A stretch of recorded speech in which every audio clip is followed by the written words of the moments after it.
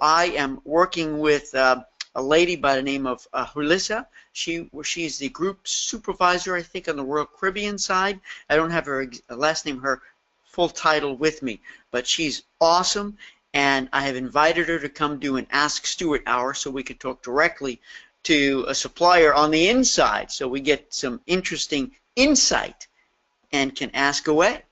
I also met Paul. Paul is the president of a company called Shore Excursions Group. You guys heard of it? You probably have. You know, we talk all the time in group boot camp about the package. Don't ever sell the bare bones stripped down off the shelf package. I will tell you, I'm going to give you some takeaways, having done the second group summit live before an audience, most of whom, or all of whom, had never heard some of these concepts, some of these newer methods that I'm trying to teach in group boot camp, because everybody's sort of been doing groups the same way for years, right, Jean-Ann?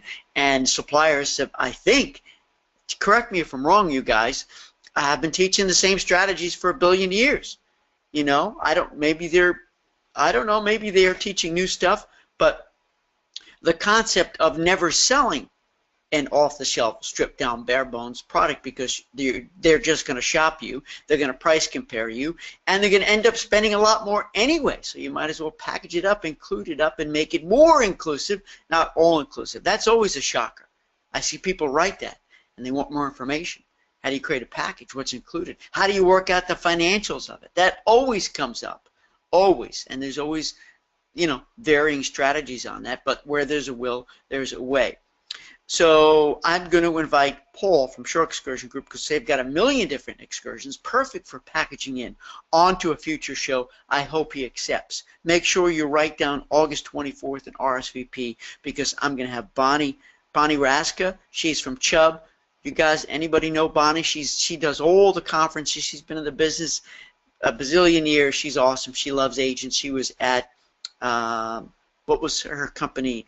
The big Travel Guard group for many, many years now. She's at Chubb, and she's joining us August 24th for an Ask Anything insurance, not only medical and travel insurance for your guests, but also business insurance. So she's going to take on all comers, so you don't want to miss that one. So we have three coming up. 2 I have to schedule, Royal Caribbean and Shore Excursions Group. Let me just see if anything was posted. Gina's here. Hello, Gina. Happy Tuesday to you. So I want to start off by talking about the pitch, because there's 2 kinds of pitches. Okay, there's actually there's 3.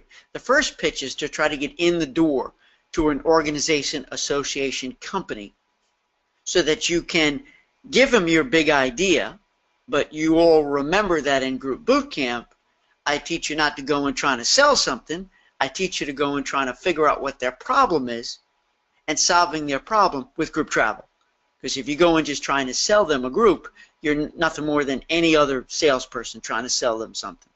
But if you find they've got a problem, perhaps you can position group travel as a solution. So that's really the first pitch, to get in the door. And we've talked about that. Happy to talk about it more with you today. The second pitch is, of course, when you have discovered there's a problem, and you go and you make a presentation, a pitch to get the group. And my advice there, naturally, my coaching there, is never just to make the pitch to one person. You want to pitch it to as many people as possible in that room. Well, hopefully you can do it live and in person, if not by phone and have a conference call, or using GoToWebinar or any of the other GoToConference, a free conference call. They have video. You know, there's many different options, or it's Skype, so you can show the slides, show the screens too. That's important. They can see you, not just hear you, to the biggest audience possible, and you know why. The reason being is because if you do a data dump, if you do the best sell to one person, and you're depending on that one person to go tell everybody else in the group or to translate that information, they're never going to sell it as well as you. They're never going to do as good a job. They're just going to plop it down and say, this sounds good, this doesn't sound good, or here, what do you think, read it over. So you have to demand, hey, and think of it this way, friends, is that you're doing them a favor. You can say, look, you've been awesome. You are awesome, and I can't wait to work with you on this project. I also know that there's a burden on you to go represent this to your people. So let's eliminate that burden and hook me up with the whole group. Bring me in so that the whole burden isn't on your shoulders, that we can get instant feedback, and we sort of compress the whole time, because if it's going to take you time to talk to this person, this one's on vacation, this one's got to take the kids to the doctor, this one's whatever, right? So that's that next pitch. Now, let me get to my big point here that I find most of my audience is stunned by, okay? That when you're going to make the pitch to the group, to get the group, right? The first thing out of your mouth, of course, after the thank you and the agenda, the setup, but the first concrete bit of information is the price. And you should have seen the jaws drop in the audience. They were like, say the price up front right away. And I said, yes. I said, because if you don't, they're just going to be sitting there waiting, because that's, most importantly, they want to hear how much. So deliver it right up front, so that when you then ease into all the details, all the more inclusive stuff you've included in, they'll know it's built in. And you can keep saying, yes, that's included. Yes, gratuities are included. Yes, you'll have a choice of 2 shore excursions. They're included. They'd be like, wow, so that price is pretty darn good. And part and parcel to that is, and they were also shocked, is don't give out the deck, don't give out the presentation, because the first thing they're going to flip for is the price point, is the number. And of course, if you do like I say and you put it right on the front, they'll see it right away, but it doesn't give you a chance to start the setup. They're going to have their nose in that presentation before you say a word. And they're going to be distracted and not give you the focus and attention you want, and not listen as intently. So you're not going to give out a copy of that deck till after you've done presenting, and the price comes first. Now, on the flip side, friends, on the flip side, when you've got the group and it's time to do your group launch sequence, and I haven't checked, but Debbie, tell me if you're in the house. I did meet Nancy. Nancy was there at this group summit in Fort Lauderdale, and she told me about your group, that you did a launch. I don't know if I don't think you followed all the steps, but whatever, the first launch failed. What do you do now? Can you do it again? Because the price is out there. So let Debbie, if you're here, let me know. But the flip side is that when you go to launch it or present it or pitch it to the consumers, the price comes dead last. Dead last. Because the problem is, if you come out with the price first, they're never going to even read the materials. They're just going to judge it by price alone. They're not going to give you time of day for you to say, no, wait. Yes, the price is higher, but you need to know what I've included. They're gone. They're not going to come to your information presentation. They're not going to put a deposit down. So you need to build keyword momentum.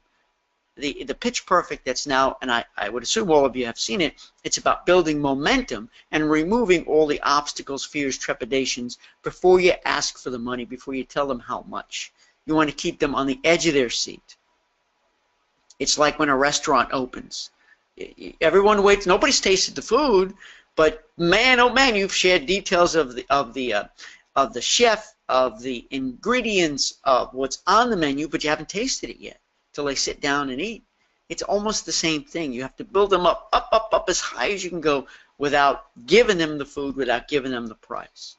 So I just wanted to share that because I saw the jaws drop when I explained that, and it's critical. It's a critical part of a successful launch. So let me see if we've got any. Here we go. All right, Debbie's in the house. Thank you, Debbie. And we're going to dive right into this specific situation. Debbie, we followed all the steps in the group launch sequence. Perfect. Thank you. Next, we had 90 interested and 0 bookings so far.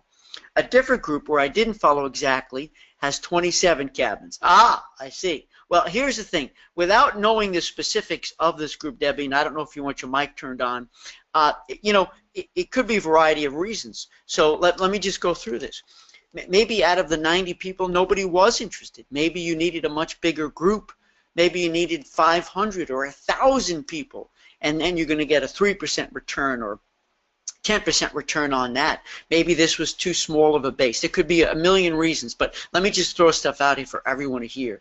So the first thing I want to ask you, Debbie, and everybody, is did you do the group viability test that's in boot camp? Did you run it through the group viability test? Because there's 10 issues or concerns that I have that I think it's very important you run through to make sure you put a check mark against all 10 in terms of the strength of the affinity, in terms of your ability to reach them, their history, have they done it before?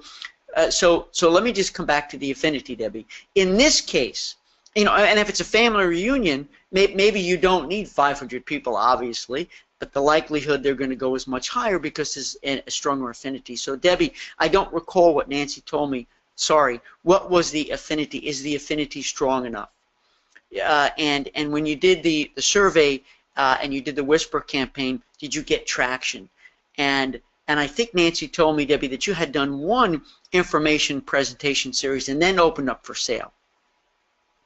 So, friends, what I'd always like to recommend is unless it's a really short, quick, down and dirty getaway, I think one information presentation is too short. I think you've got to have at least two. Let me tell you why. And Debbie, tell me if you agree or disagree. That's okay, because not everything works every time, but I really believe in group launch sequence, and I really believe in building momentum. Because the first information presentation series, you just want to deliver in the details, all the fine details and the excitement. And I think you need to give a week. You need to give a week where they can ask questions, and you can get them into that private Facebook group, and you can begin. You need time to build momentum, because sometimes it's too quick, right? Because remember, you're asking people to travel at a time they may not normally travel, with people they may not normally travel with, to a destination they may not be familiar with or be uncomfortable with. Maybe it's their first cruise. So there's got to be that time to assess how long they need to consider this and reach out to you and ask questions. And remember, you want to post those questions in a private Facebook group so everybody can see it. But give that week before you open up for sale. Give them time, and for you to know what's the buzz. So I would do the first information presentation series and then hang around for Q&A and see what the feedback is, and do the second one a week later, right? Now hear me out. And let's just say the second information presentation is on a Wednesday. Open up for sale for the VIP people on Thursday, and the full sale for everybody else on Friday. Right? I don't know, Debbie, if it was possible or if you tried the VIP sale, but so the second presentation information that's when you reveal the rest of the details, any surprises, any other inclusions. You really hone in on any detail, and it could be 15 minutes, just like I did with my River Cruise group, which of course that was a lot of elements, a lot of stuff we had to explain. And because you've taken that week to find out what any issues, trepidations, stress points, obstacles are. And then at the end of the second presentation, reveal the price and say, listen, it's open up for sale for everybody on Friday, and if you are comfortable saying we have our VIP sale open Thursday and they know who they are, then at least you'll hopefully have communication with those key people, those key influencers, key word, Debbie, key influencers, to get them locked in first, because the momentum has to start somewhere. Somebody has to jump first. Who's jumping first? Because then you can say, oh, look, the Johnsons have signed up. Look, the Cohens are going. Look, the Greenbergs are going. Look, the Pinots are going, right? The first couple is the hardest, but then you promote the heck out of that, and you ask them to post on Facebook why they're going, why you're excited. And so every couple that ends up booking becomes a walking, talking testimonial, because everyone's going to have a different reason for going. All right, so let me pipe down for a second and see what the comments and questions are. Debbie said, I don't have a mic, but I can type. Cool. All right, Debbie said we have 2,700 in the group, 90 expressed interest. Okay, now I'm getting a big picture. We are the group leaders, and yes, we did the viability, but no cruise, they have never cruised before. It's a group of people interested in a particular crafting style. 90 was the interest from the Whisper campaign, and that's good. Thank you for sharing this, Debbie. I really feel like we still got some good, that we still get some bookings, just none so far. Anxious to hear what you and Nancy talked about. I think we are talking today. Okay, and Debbie said they've sold one cabin. So I'm also going to open this up to everyone else who's on the call right now to get this vibe. And so we're going to go on the, you did the viability test, which is awesome. I'm going to go into the assumption that, of course, that the affinity is strong enough. But the key is this, is if there's a way to still do a VIP sale, I think that's important. I think the second thing, because you, one thing I told Nancy is that you can do another launch. You can start all over. So you can go back out to this 2,700 and saying that we're coming back. A lot of people, here's what you do. A lot of people were traveling. It's summer. So based on high demand, we're going to redo our information presentation series. So if you couldn't join us the first time, please join us the second time. And don't say anything about, you know, that you were unhappy with the results first. And schedule the next series and perhaps expand it to 2 or 3, right? And list the dates.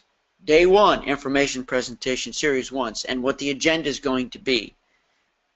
Presentation series number 2, and at the end we will reveal the price. Even though I know it's out there, and that's okay. Still say we will reveal the price.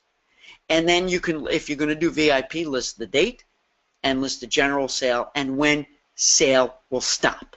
Put the close date and end date on the sale. That's critical. I know it sounds crazy. And of course, if you get a call on that following week when you're closed, of course you'll say, we're busy taking care of the folks who are booked, but sure, let's get you in, let's take care of you. But if you don't put an end date, a close date, then there's no sense of, what word am I going to say? It begins with the U. Urgency. There's no sense of urgency. And Debbie, I want to work with you and Nancy together as a team. I want to make this hugely successful. So I believe that's what, if I was you, that's what I would do. Okay, I would go back and look at the marketing materials too. Is it exciting? What is it? Are you showing pictures? Is there a compelling reason why they need to do this craft, whatever it is, together on this date, this ship, this resort, whenever it is, wherever it goes? Because for now, I've got one more key tip. Because for all you know, there was an obstacle that you didn't foresee. And maybe it's because based on the age of the people, they have kids that are going back to school. It's bad timing. Or maybe there's a holiday there you didn't know about. I don't know. So here's the other thing I suggest. So number 1, as a recap, go back out to 2,700, including the 90, and do round 2. And do at least 2 information presentation series and list the dates. And number 2, see if you can reach out by phone, if you can, to those 90, a couple of people, Debbie, and ask, what'd you think? What more questions do you have? It's important to get a pulse, to take a pulse of the vibe that's going on. There's something, there's a reason. Do you agree with me? There's a reason that they didn't book. And it could be that they're waiting for the next couple to jump. And once they know there's other couples going, you'll have momentum. There's that bandwagon approach. But maybe there's an issue that you don't know about, that was unforeseen, that you need to address, a question maybe you missed in the presentation, something on the website, something in the flyer, something odd that's going on. You need to know. Make a phone call. Send an email, but I always go on the phone call and ask, hey, you got 5 minutes, I just need to ask you a question. And if nobody responds, Debbie, if nobody in that group of 90 answers, then there's a problem, meaning they're really turned off. They're not interested in going. Something's wrong here. But if they come to the phone, if they return your email and they tell you specifically then you have an opportunity to fix that, correct that in round 2. So let me see if there's any more comments, questions on that. But that I want to end it there with my tip. Debbie said, I was going to say I think we should close the sale for now and we'll come back. Yes.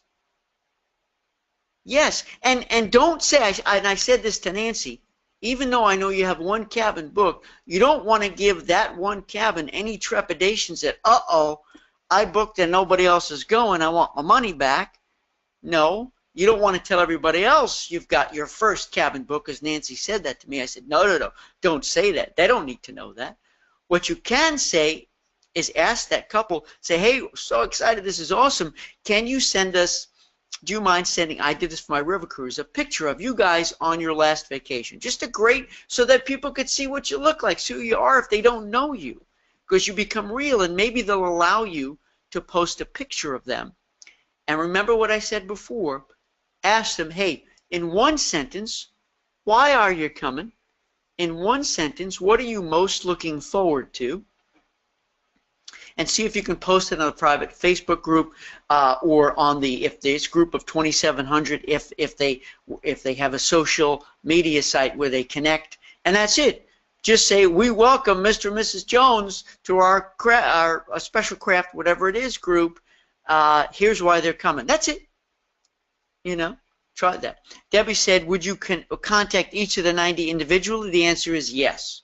Because if it's a group email, I think you'll find less of a chance that they're gonna come back. So, you know, I think one-on-one contact really is the best. And Debbie said, LOL, you just answered my question about the 90 before you even saw it. Thanks. You bet. I hope that was helpful. Anybody else want to chime in? So here's my question before I move on. Anybody else want to chime in on this with Debbie? Anybody else experienced this before and have failure or success? We need to know. Anybody here to be bold enough to turn your microphone on so we can hear your beautiful voice and you could share a story or ask a question? That's what today's session is all about. Let's see who's in the house. Hey, Sam's in the house, and I do have what you sent over, okay? And perhaps I will read that because it's a great story. Do I have your permission to read it? Let's see who else is here. Wow, we got so many people now. It's Patty Square. We've got 2 Pattys. Molly's here. Linda. Lori's here. Judy. This is so awesome. Elaine. Clavia is here. Hey, Clavia. This is so awesome. All right. So before I move on to my own topic, I want to see, because this is your show, everybody. Tell me what you need. Sam said that's fine. Okay. And what I'll do is I'll so that I'm not sharing anything out of school here and giving away any names or whatnot. You'll see how I'm going to paraphrase it. I want to read this to your friends because this is an inspiring story. And before I read it, understand the purpose of sharing this story is because it's so important that we don't put our assumptions and our own prejudice, and I don't mean it in a negative way, on anybody. You know, sometimes we look at people and we judge a book. Well, it's normal, it's human to judge, sadly, but it's a characteristic, and we say, oh wow, look at their dress or this, that, the other thing, and there's no way they're going to go high end or luxury. You know, and this is not the story I'm going to read, but it's more about making a judgment call on what we think other people might spend, what we think could be, should be a budget for a trip. You know, I have this ongoing, not an argument, but discussion with Kimberly, my wife, about the price of an airline ticket. I don't know about you guys if you've seen it, probably, but man, in and out of Memphis, and especially to New York, but just in general, airline tickets have just skyrocketed in price. It's insane. And now with American and Delta, thank you very much, you got to pay more. They got a seat assignment. They tell you that they drop the price if you don't want. No. Now the minimum price is no seat assignment, and if you want a seat, you pay more. Darn, it gets harder and harder and uglier to deal with these airlines. I'm just saying, don't you agree? But I like to go visit my family, my kids, whatnot, in New York, and I like bringing them here. And so I have a price point in my mind that, man, when you get close to $500 for a 2-hour plane ride, you know, especially if I'm doing a connection, I got a problem with that. And Kimberly says, but how do you put a price tag on seeing family? Bringing Zachary and Danielle here. Or if you going to seeing your mom in New York. I mean, if you got it, you do it, and you just don't look at the price point. And I get that. But, you know, I also look at the dollar amount. So everyone has a different viewpoint on the value of a dollar and what it brings into our lives. So without further ado, let me read this. I've done all the travel arrangements for a high-end couple for 25 years. And they've become really good friends, and I would imagine so, especially after 25, and that's a true tribute to loyalty. There's loyalty going in both directions, right? You're giving it and you're getting it, because it's got to be. And then the husband would contact the agent, okay, who submit this, and just end the conversation by saying, call my wife, whatever she wants is fine. Then they divorced. And then the husband calls back and says, come have lunch, and wanted to say in person that the budget, now listen carefully now, the budget, which had been in the past at about at least $2,000 a night. Pull up a chair here. The budget was around $2,000 a night in the past. Now, some of you may already have these clients, and maybe you spend that a night. I don't, so we call it high end.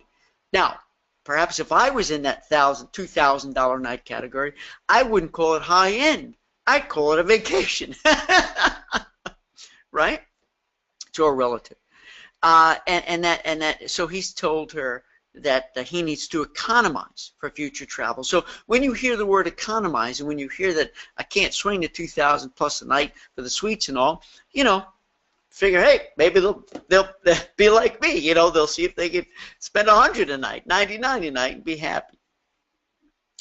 And then the conversation went on, because he went on to say that he still wants first-class air, private car transfers, and a suite when cruising. Because there's some stuff, he said, he couldn't give up, wouldn't give up.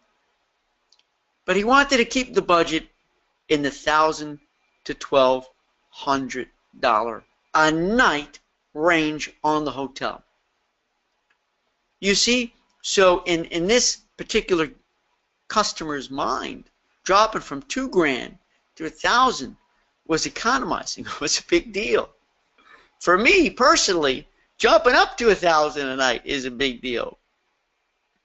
And then he went over the next 3 trips that he wants to do for him and the new girlfriend. So what we see is ongoing loyalty despite, you know, family drama, I should say trauma, you know, and I'm sorry about that. But I applaud you, our agent who submit this, for doing fine work, creating such loyalty, and to staying in the game. And it's still going to be, not only a friendship's going to continue, but, you know, listen, selfishly from a profit perspective, you're still going to do just fine. Thank you for sharing that with me. I appreciate it. Anybody have any stories like that or anything to share? Let me go check the box here. We got Linda. Okay. Listen, everybody. This is Linda. I just got a call while I'm listening here, and here's the question. My client wants a price on a trip to Vegas as a family celebration after getting married. But I did ask a budget range, and I'm going to try to put together a package with some luxuries. So do you think it's okay to ask for her budget? She said under $1,600, so under $1,600 for a trip. So the question, Linda, you're asking is it okay to ask for the budget? And this is for a trip to Las Vegas as a family celebration after getting married. Okay. I believe it is, with an asterisk. My take on this, Linda, and everybody, is that if it happens to be clients like we just talked about, that you've been working with for years, and you know the types of hotels they stay in, you know the types of cars they rent, you know the types of dinners they have, excursions they do. You just know because you guys have been loyal to each other for so long. So Linda, in this case, this is the asterisk part. If you know them very well, then you don't have to ask, but perhaps you can, in that case, what I would do is, are we going to do, keeping in line with the same awesome things we've included, the same types of amenities you like? We'll just go with what you guys always enjoy and expect, yes? And they may just say yes. But I think it's always worth saying, is this a celebration? This sounds like it's very special, right? Yes, because it's celebrating a wedding, and it sounds like they're all coming on the honeymoon. Maybe I'm wrong, but that's what it may sound like. Should we do anything extra special?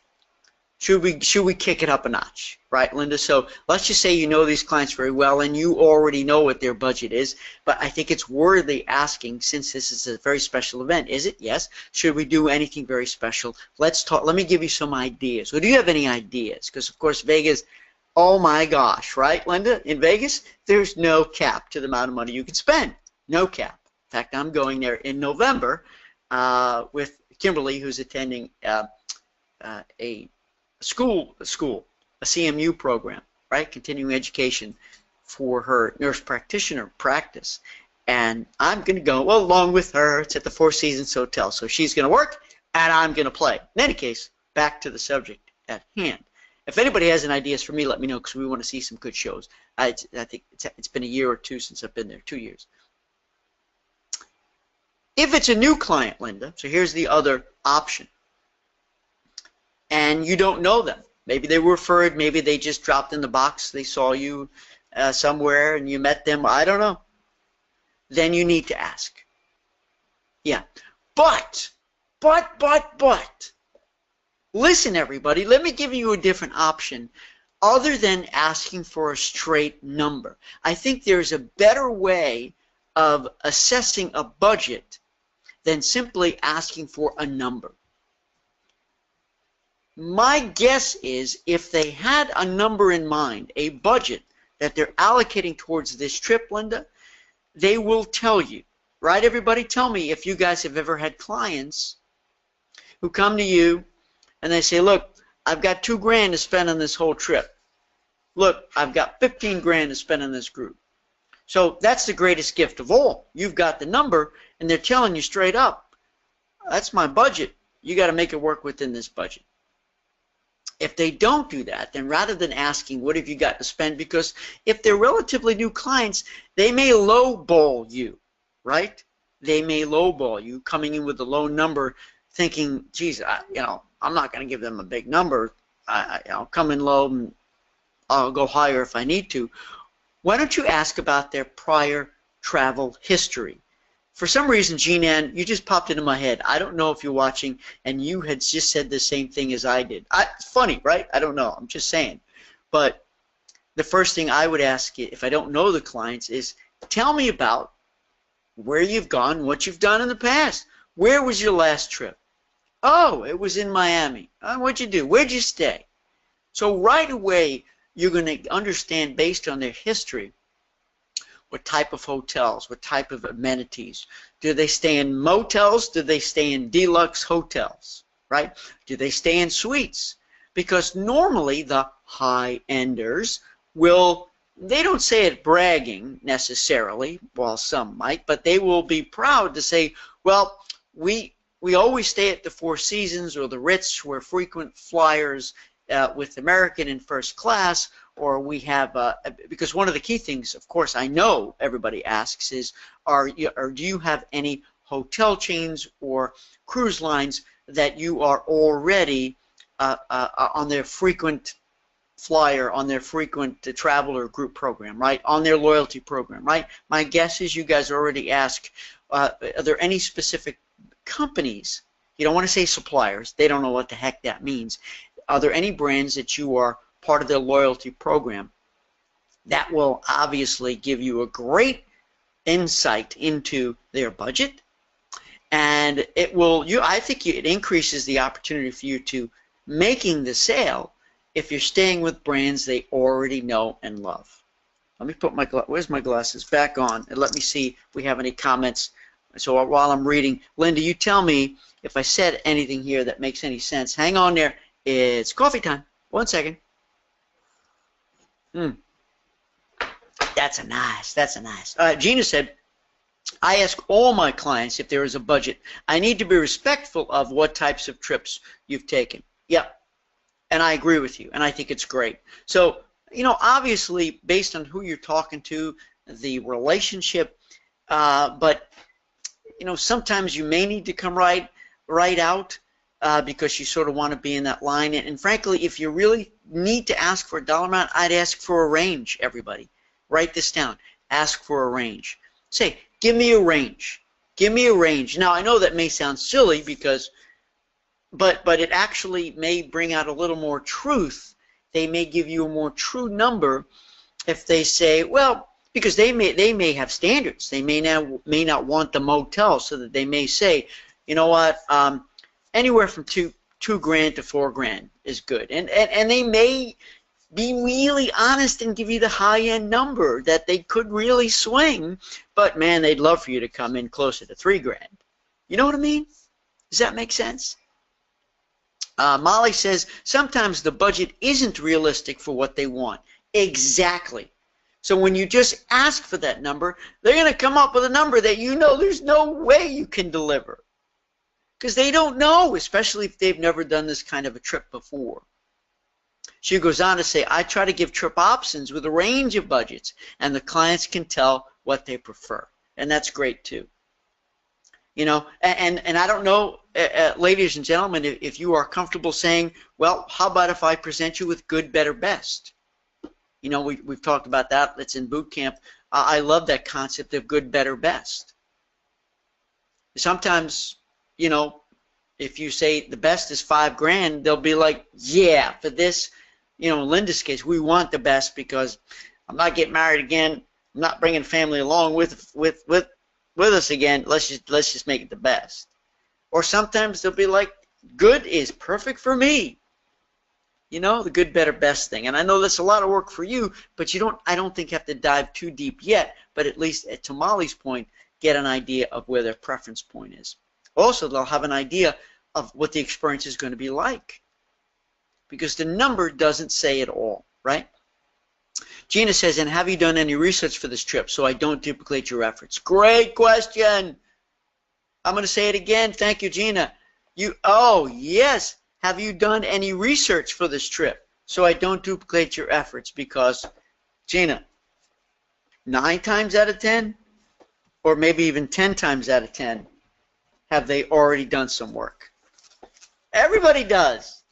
We've got all the time in the world to sit there and play on the iPod, the iPhone, and Google stuff and read TripAdvisor. So more than likely they have.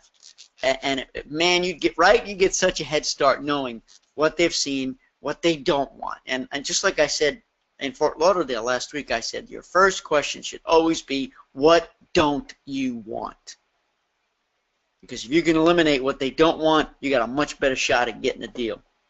Jean Ann says, I never asked the budget. I asked what the past travel experiences were and what experiences they are looking for in this trip. Beautiful. That's the way to go. And Jean Ann, you've been at this for a couple of years. Obviously, you're comfortable with that. It works for you, and friends, adapt it. It makes perfect sense. Ask what the past travel experiences were and what experiences they're looking for in this trip.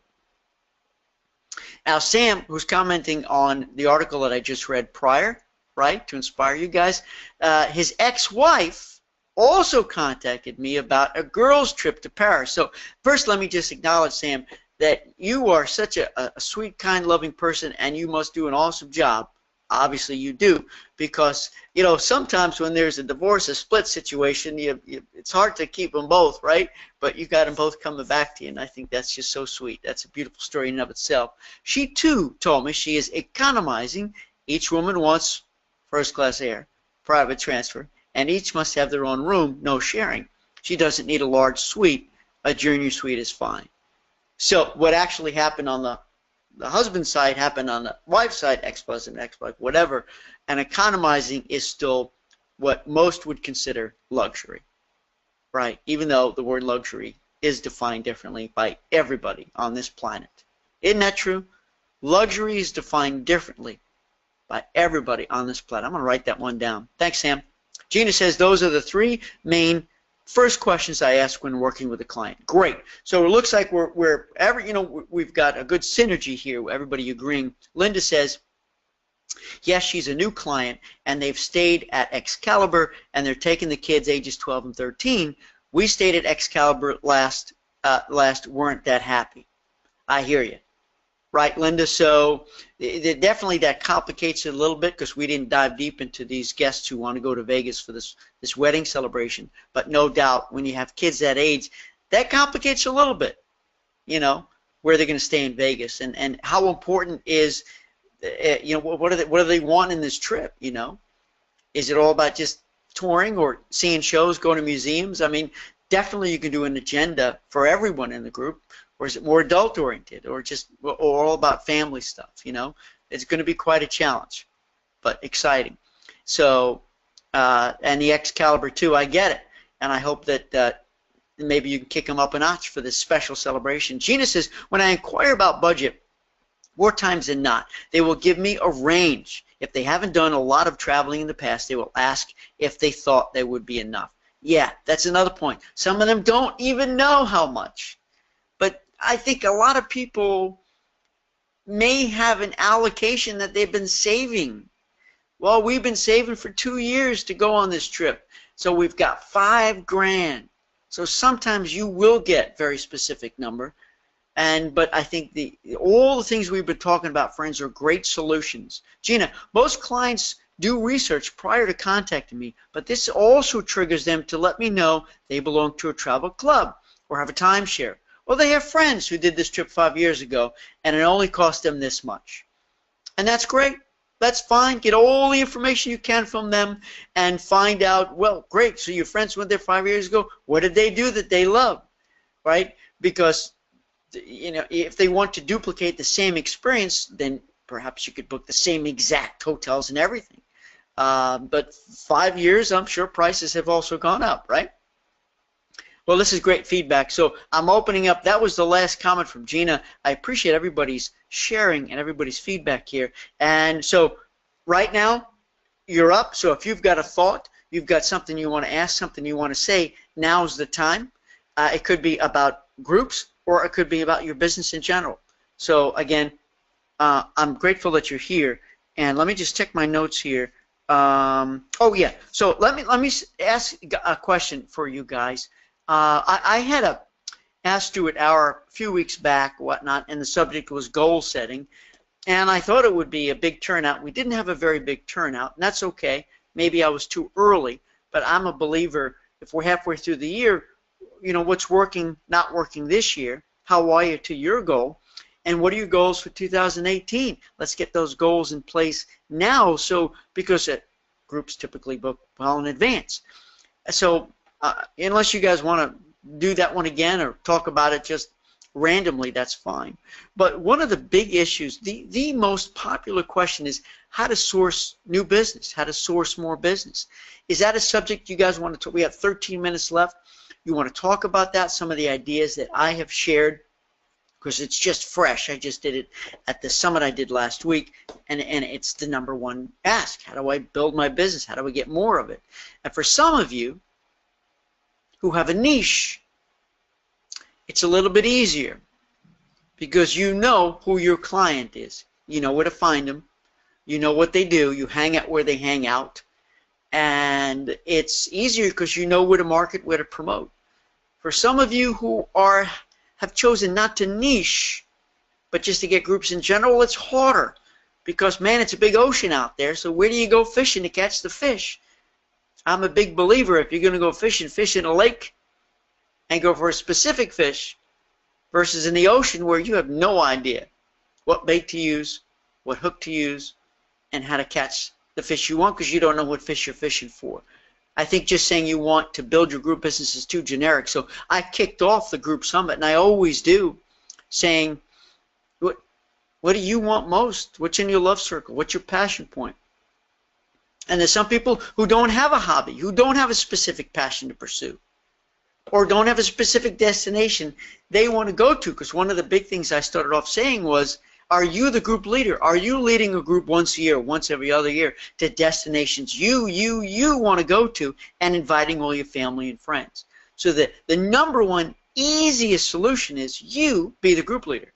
Go where you want to go and invite your family and friends, because people are more apt to feel comfortable, confident knowing that you're going and you're leading the group. That's what I do with my River Cruise group, right?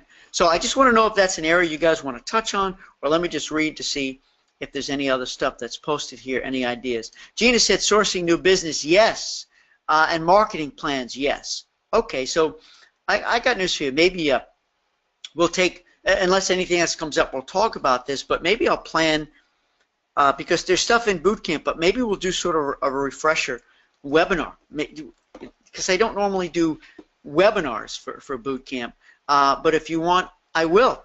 I mean, even though this is in boot camp, if you want, guys, let me know. I can actually deliver to you. It's a 1 hour solid jam-packed presentation on sourcing new business.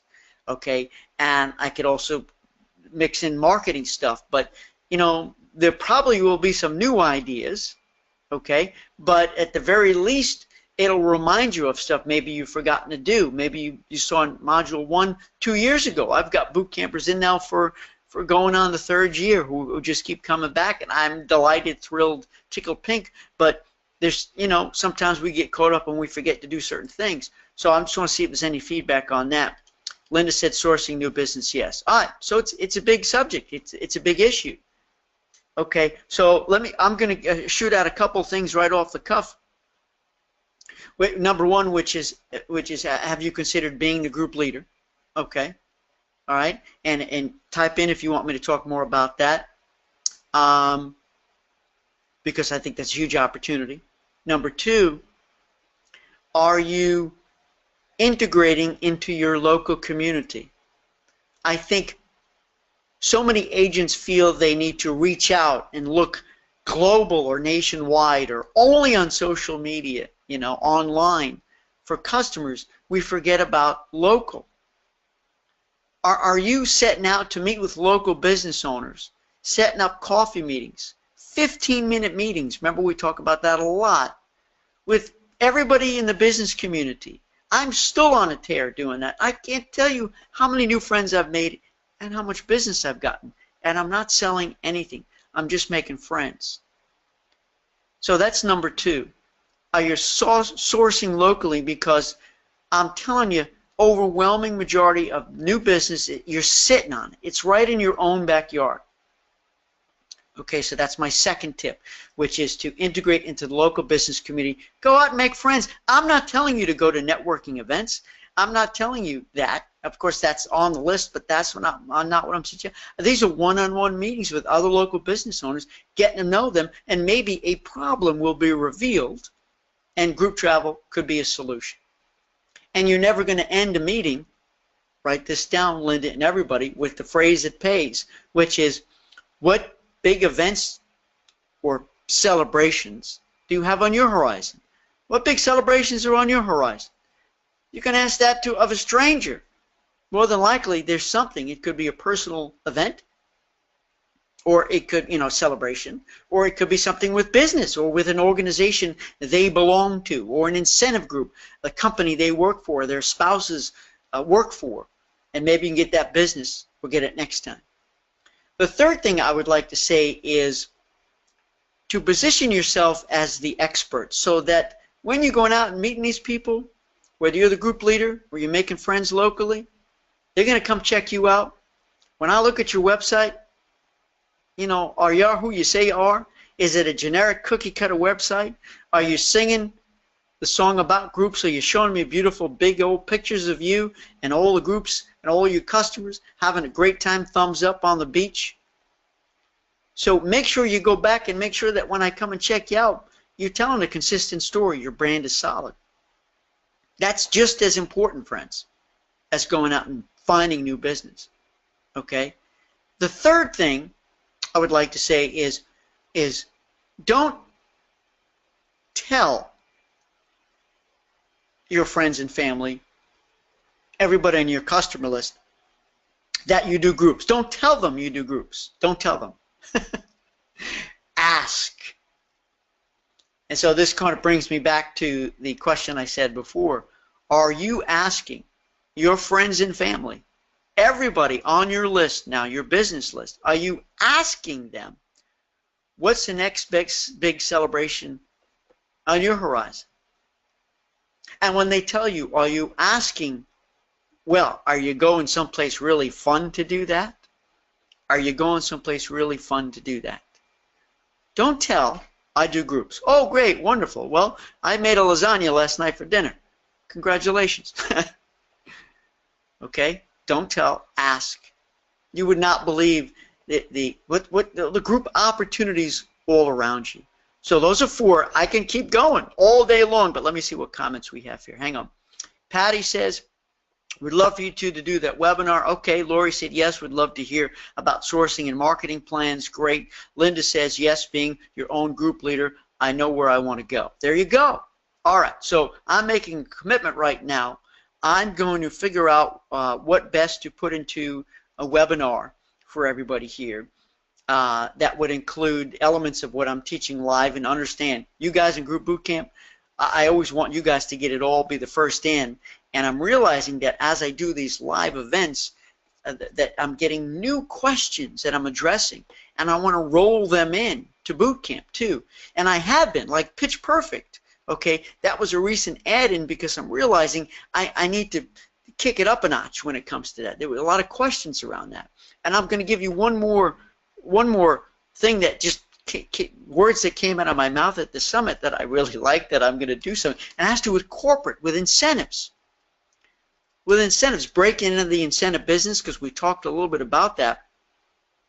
So if somebody says to you, do you do incentives? So let's just say, everybody, that you say to somebody, hey, what big events do you have on your horizon, or celebrations? And somebody says, oh yeah, we're going to Alaska, because my sister-in-law right now is in Alaska on an incentive trip. She and her husband, Brian, Lisa and Brian, they're in Alaska right now, getting treated royally, going to Alaska for the first time, and it's an incentive trip.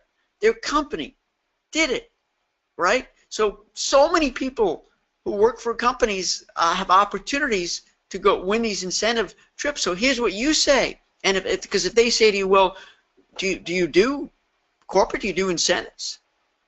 You don't just say yes. You say, oh, we send winners all over the world. We send winners all over the world because, friends, that's a safe bet that everyone going on an incentive trip is a winner. If they're not a winner, they're not on that incentive trip. Yes, we send winners all over the world. And between us kids, if you've never done an incentive trip before, you're not lying. Not really. Because all of your clients are winners, aren't they? That work? Would that pass? Would that make you feel okay? Maybe you've done an incentive before and you can say that, but man, what a way to, the first incentive group is the hardest, right? Because once you got that first under your belt, then it makes it so much easier. When I worked for Princess Cruises, our biggest product at the time was Alaska. Huge. You guys know this. Gina and everybody's been in the business a couple of years. It was Princess and Holland. That was it. And I worked for Princess at the time. And it wasn't until I went to Alaska, land and cruise, was I really able to come through with authentic passion. Now, man, I'm a pretty good salesperson, so I studied up well and I did okay. If I pat myself on the back for a second, but there's no doubt with that kind of a destination, it really helps. So when you do your first incentive, you've been there, done that, it's like learning a new language. It's easier to talk about. Let's see what we got. So yes, I've made that commitment to you guys. Gina says, thank you, Stuart, for being part of boot camp. Being part of boot camp is a wonderful experience and improved my business by changing the way I think. You melted my heart. You melt my heart, and I mean that sincerely. I don't mean to make fun of what you're saying, but thank you very much.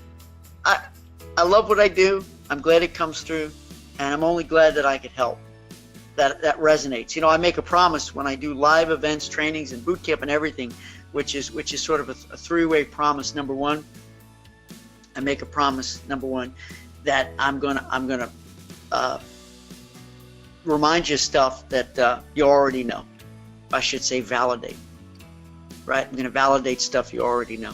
Number two, I'm going to remind you of stuff you forgot. And number three, I'd like to be able to teach you all new strategies, methods, just new ways of building business, being more successful, and winning. I don't think I'm reinventing anything, right? We're just giving things new perspective, fresh perspective, because sometimes when we get so deep on the inside, it's hard to see ourselves out. And because I'm blessed with the perspective to know so many agents and suppliers, and have been on three sides of the fence: the consortia side, the supplier side, and the agency side. I've had the experience to see what goes right, what goes wrong, what works, what doesn't work, and some of the biggest group producers in the industry. And so it's truly a pleasure to share this, and thank you for the kind words. And we're going to wrap up because it's time. Gina said, just started offering incentive travel. A smaller local construction company approached me. Rather than giving his employees a cash bonus, he purchased 5 cruise staterooms for 2 people and added 1 excursion for them. Right, so you sold the certificate, right, Gina? That's a business right there in and of itself, just selling certificates as incentives. But that's awesome. That's awesome. All right. A lot of great stuff this coaching session. So Gina, you booked the cabins. Beautiful. So it wasn't certificates. You booked the cabins. Man, that's great. You're in the game.